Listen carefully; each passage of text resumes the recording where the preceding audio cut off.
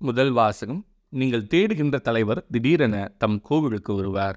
இறைவாக்கினர் மலாக்கி நூலிலிருந்து வாசகம். அதிகாரம் 3 இறைவசனங்கள் 1 முதல் 4 முடிய. கடவுளாகிய ஆண்டவர் கூறுவது: இதோ நான் என் தூதனை அனுப்புகிறேன், அவர் எனக்கு முன் வழியை ஆயத்தம் செய்வார். அப்பொழுது நீங்கள் தேடுகின்ற தலைவர் திடீரென தம் கோவிலுக்கு வருவார். நீங்கள் ஆவலுடன் எதிர்பார்க்கும் உடன்படிக்கையின் தூதர் இதோ வருகிறார் என்கிறார் படைகளின் ஆண்டவர்.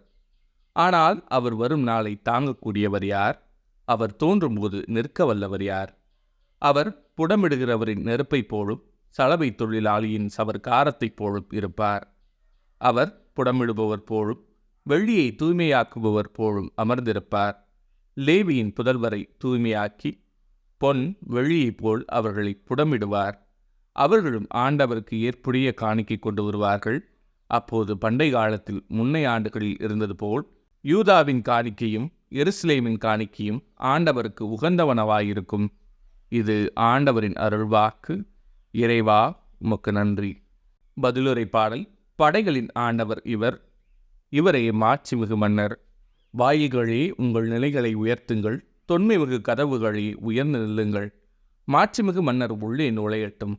படைகளின் ஆண்டவர் இவர், இவரே மாட்சிமிகு மன்னர். மாட்சிமிகு மன்னர் இவர் யாரோ? வலிமையும் ஆற்றலும் கொண்ட ஆண்டவர் இவர், இவரே போரில் வல்லவரான ஆண்டவர்.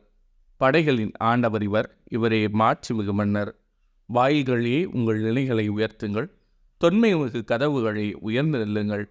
மாட்சிமிகு மன்னர் உள்ளே நுழையட்டும். படைகளின் ஆண்டவர் இவர், இவரே மாட்சிமிகு மன்னர். மாட்சிமிகு மன்னர் இவர் யாரோ? படைகளின் ஆண்டவர் இவர், இவரே மாட்சிமிகு மன்னர். படைகளின் ஆண்டவர் இவர், இவரே மாட்சிமிகு மன்னர். நற்செய்தி வாசகம். உமது மீட்பை என் கண்கள் கண்டுகொண்டன. லூக்கா எழுதிய தூய நற்செய்தியிலிருந்து வாசகம். அதிகாரம் 2 இறைவசனங்கள் 22 முதல் 40 முடிய. மோசேயின் சட்டப்படி தூய்மைச் சடங்கை நிறைவேற்ற வேண்டிய நாள் வந்தபோது குழந்தையை ஆண்டவருக்கு அர்ப்பணிக்க அவர்கள் எருசலேமுக்கு கொண்டு சென்றார்கள். ஏனெனில் ஆண் தலைப்பேர் அனைத்தும் ஆண்டவருக்கு அர்ப்பணிக்கப்படும் என்று அவருடைய திருச்சட்டத்தில் எழுதியுள்ளது. அச்சட்டத்தில் கூறியுள்ளவாறு 2 மாடப்புறாக்கள் அல்லது 2 புறா குஞ்சுகளை அவர்கள் பழியாக கொடுக்க வேண்டியிருந்தது. அப்போது எருசலேமில் சிமியோன் என்னும் ஒருவர் இருந்தார். அவர் நேர்மையானவர், இறை பற்று கொண்டவர், இஸ்ரேலுக்கு வாக்களிக்கப்பட்ட ஆறுதலை எதிர்பார்த்திருந்தவர். தூய ஆவியை அவர் பெற்றிருந்தார். ஆண்டவருடைய மெசியாவை காணுமுன் அவர் சாகப் போவதில்லை என்று தூய ஆவியால் உணர்த்தப்பட்டிருந்தார். அந்த ஆவியின் தூண்டுதலால் அவர் கோவிலுக்கு வந்திருந்தார். திருச்சட்ட வழக்கத்திற்கு ஏற்ப செய்ய வேண்டியதை குழந்தை இயேசுவுக்கு செய்து முடிக்க பெற்றோர் அதனை உள்ளே கொண்டு வந்தபோது சிமியோன் குழந்தையை கையில் ஏந்தி கடவுளை போற்றி, ஆண்டவரே, உமது சொற்படி அடியான் என்னை இப்போது அமைதியுடன் போகச் செய்கிறீர்.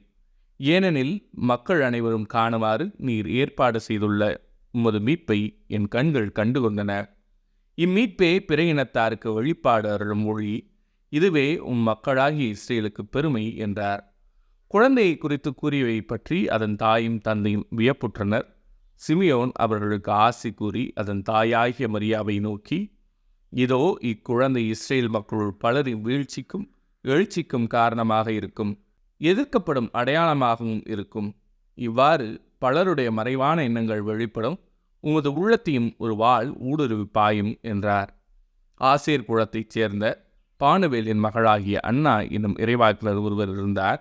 அவர் வயது முதிர்ந்தவர். மணமாகி 7 ஆண்டுகள் கணவரோடு வாழ்ந்த பின் கைமென் ஆனவர். அவருக்கு வயது 84. அவர் கோவிலை விட்டு நீங்காமல் நோன்பிருந்து மன்றாடி அழும் பகலும் திருப்பணி செய்து வந்தார். அவரும் அந்நேரத்தில் அங்கு வந்து கடவுளை புகழ்ந்து எருசலேமின் மீட்புக்காக காத்திருந்த எல்லாரிடமும் அக்குழந்தையை பற்றி பேசினார். ஆண்டவருடைய திருச்சட்டப்படி எல்லாவற்றையும் செய்து முடித்த பின்பு அவர்கள் கலிலேயாவில் உள்ள தங்கள் ஊராகிய நாசரேத்துக்கு திரும்பிச் சென்றார்கள். குழந்தையும் வளர்ந்து வலிமை பெற்று ஞானத்தால் நிறைந்து கடவுளுக்கு உகந்ததாயிருந்தது. இது ஆண்டவரின் அருள்வாக்கு. கிறிஸ்துவே, உமக்கு புகழ்.